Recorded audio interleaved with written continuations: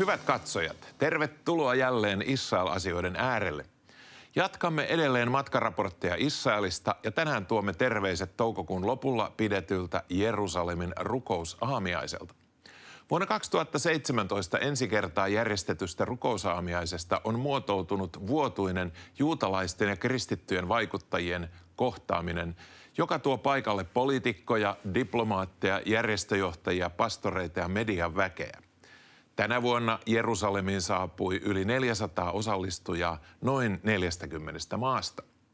Nyt 8. kertaa Jerusalemissa pidetyn tapahtuman lisäksi Jerusalem Prayer Breakfast on laajentunut kansainväliseksi liikkeeksi ja rukousaamiaisia on pidetty jo yli 20 maassa, viimeksi Tukholmassa huhtikuun alussa. Helsingissä tapahtuma oli vuonna 2019. Jerusalemin rukousaamiainen keskittyy rukoilemaan rauhaa Jerusalemiin ja korostaa kaupungin ja Israelin raamatullista asemaa. Tapahtuma on siis fokukseltaan erilainen kuin Washingtonissa, Helsingissä tai muualla maailman pääkaupungeissa pidettävät kansalliset rukousaamiaiset. Olen saanut osallistua Jerusalemin rukousaamiaiselle muutamaa välivuotta lukuun ottamatta sen alusta alkaen ja oli jälleen ilo tavata useita vanhoja ja uusiakin tuttuja, joiden haastattelut näemme tässä ohjelmassa. Ensiksi kuulemme Jerusalemin entisen varapormestarin ja nykyisen innovaatiolähettilään Fleur Hassan-Nahoumin haastattelun, minkä jälkeen tapaamme 2 nykyistä ja 1 entisen kansanedustajan. Fleur Hassan-Nahoum, thank you for sitting with me. Always. Normally, I was talking with someone, we were standing with Israel, but now we are sitting with Israel. As long as you're with Israel, that's all good. So you've been the deputy mayor of Jerusalem, and I heard that you were also titled as the foreign minister of Jerusalem. Oh, well, because my portfolio in the city of Jerusalem was about foreign relations, economic development and tourism, so that's what they would call me, because I was basically in charge of Jerusalem's foreign affairs. And Jerusalem is not just, as you know, a city. It's not just a capital city. It's the center of the spiritual universe in a way. And so I took that responsibility very seriously. Yeah.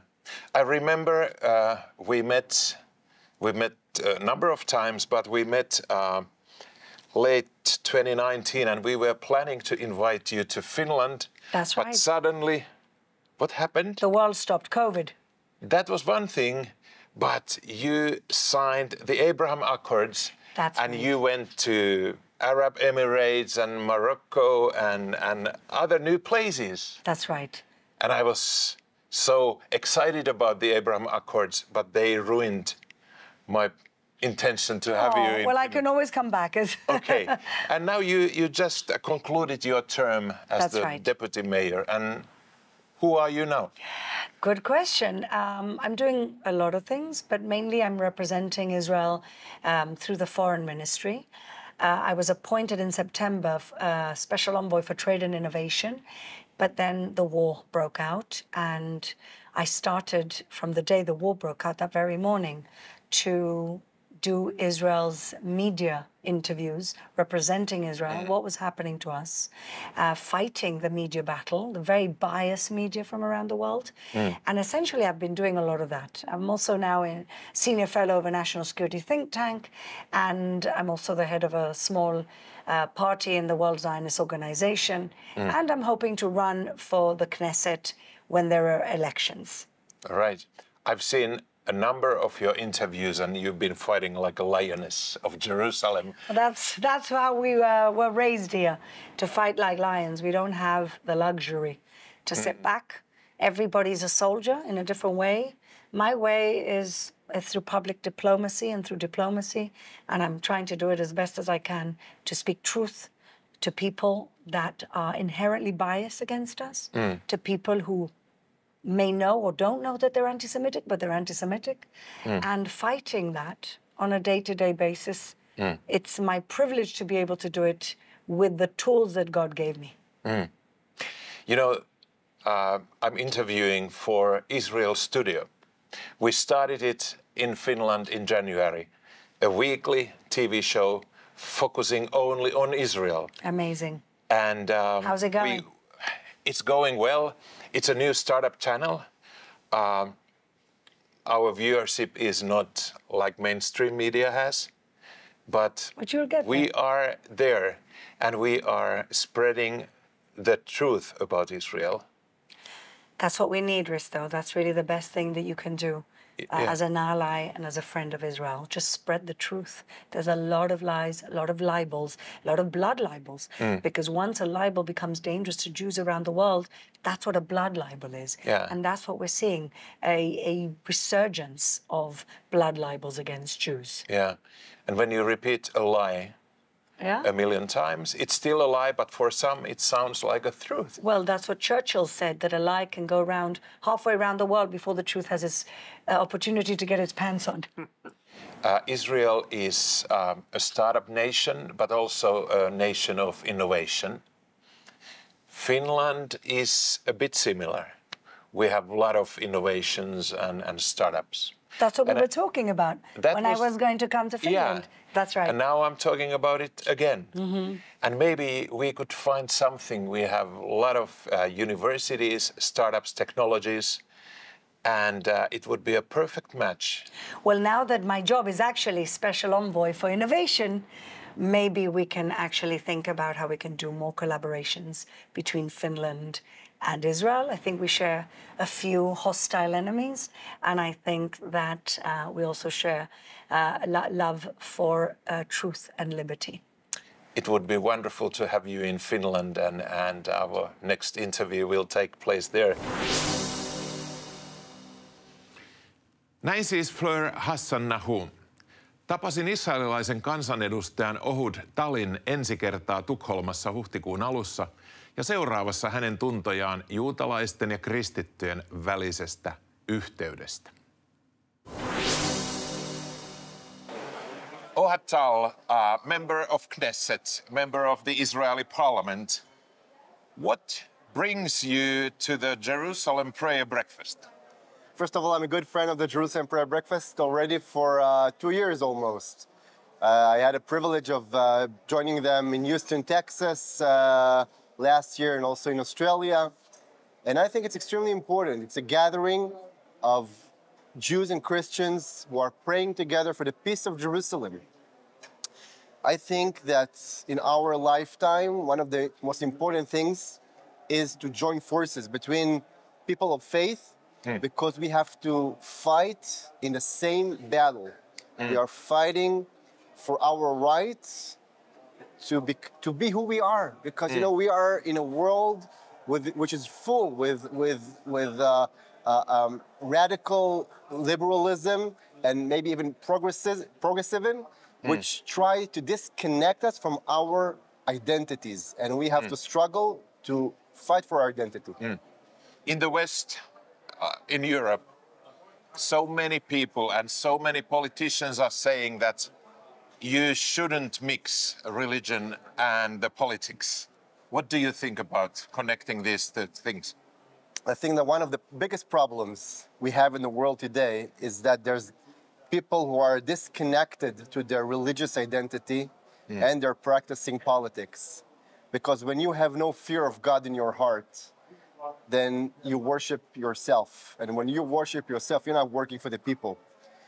So yes, thank God, I'm a religious Jew, Orthodox religious Jew.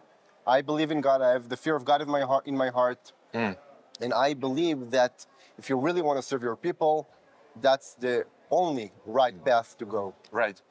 So the relationship between the Jews and Christians haven't been good always. Right. How, if you compare the past and what has happened until today, then so we can be together and celebrate with hundreds of people from all over the world, and you as a lawmaker, member of Israeli parliament, so you are receiving us with warm hands and hugging us. So what has happened? This wasn't possible, I would say 10, You're 20 right. years ago. You know, I think even today, to be honest, in Israel, most people do not understand that. Most people you know, when you're telling them that you're going to a summit with Christians, they'll be afraid. They'll say, what do you mean summit or conference with Christians? For most people in Israel, Christians, they want to kill us. I mean, this is what we know from the time of the Crusaders and on, you know, that that's the narrative. I think the reality, we see that the reality has changed. Christianity has changed. I think today evangelical Christians who support Israel, they are the biggest friends the Jewish people has in the world today. And this is something... And almost maybe only. You know what? Maybe you're right. Maybe you're right. Yeah. And so we have to work together. We have to strengthen our connections. And again, I believe that both sides will win from that because we're both fighting in the same battle against the woke movement, the progressive movement, who try to disconnect us from our identity. And you know what we're seeing today, for example, in America, the combination, the joint forces of radical Islamists together with extreme radicals, extreme liberals, progressive, you see they're joining forces, you see the rise of anti-Semitism because of that in college campuses. I mean, you see all kind of people who are gay people fighting together in college campuses with Hamas supporters.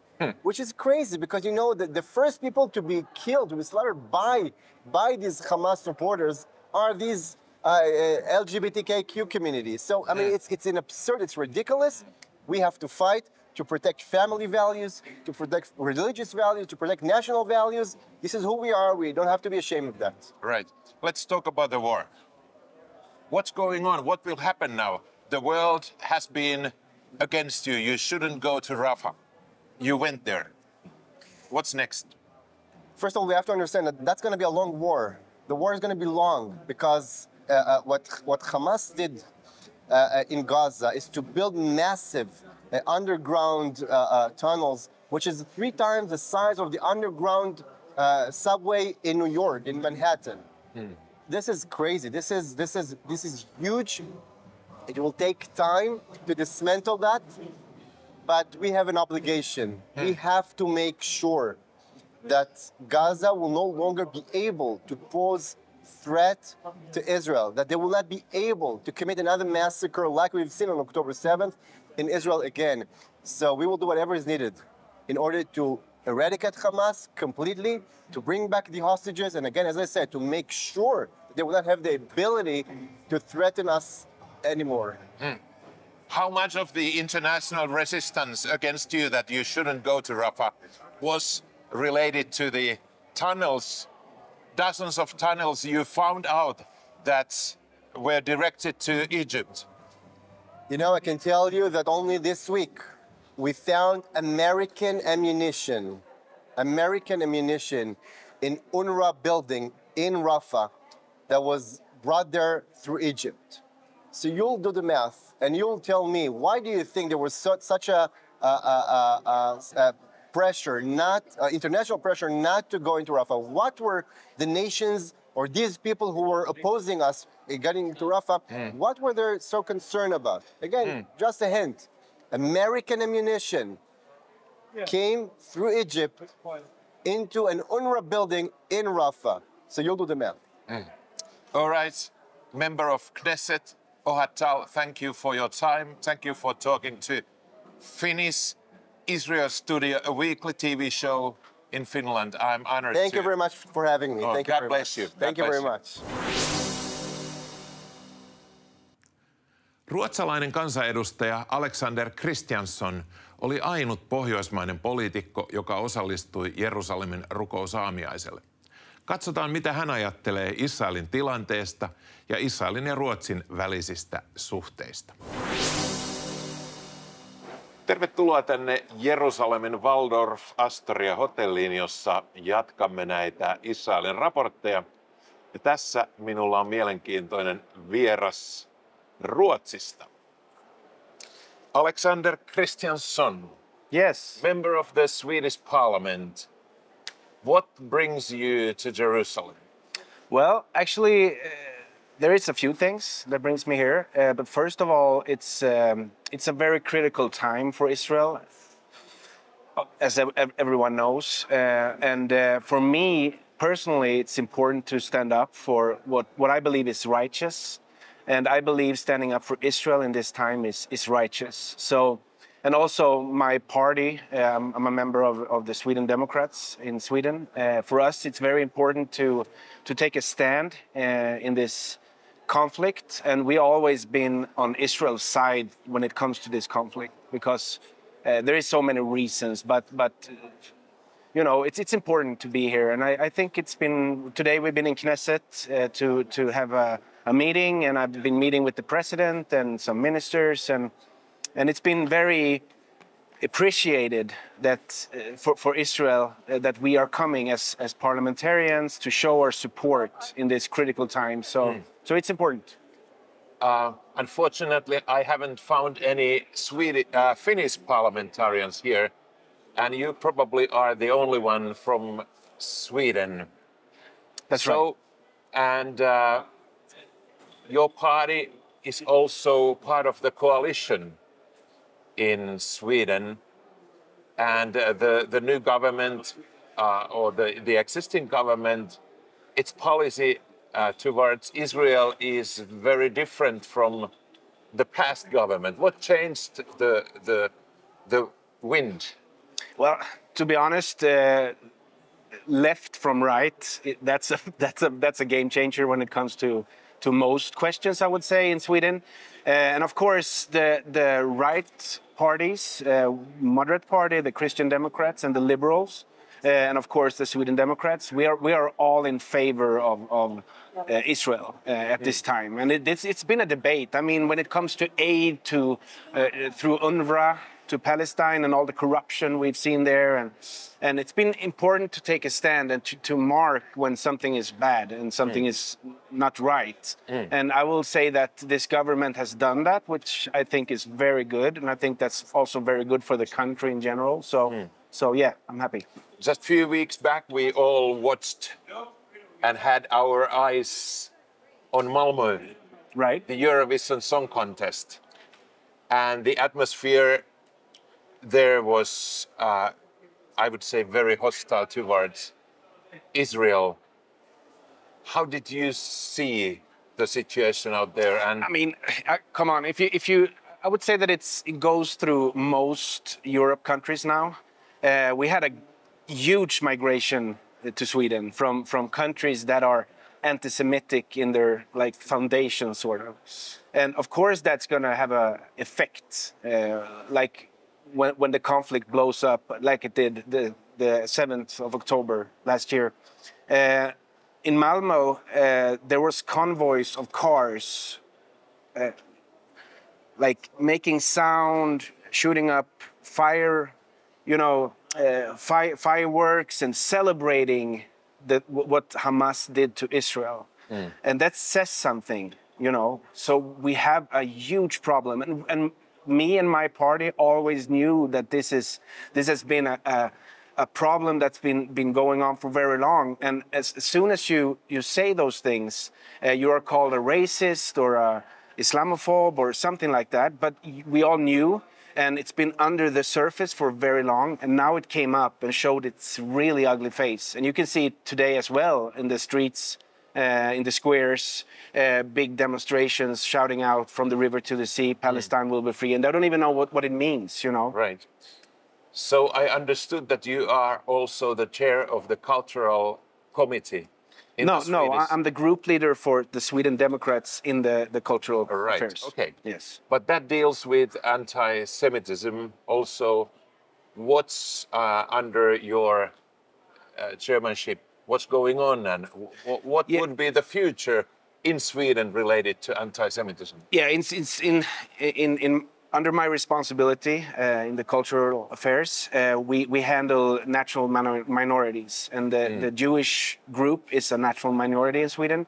So we had to we've been in our budgets, we have giving a lot more extra money for the Jewish minority, so they can be able to keep up the security.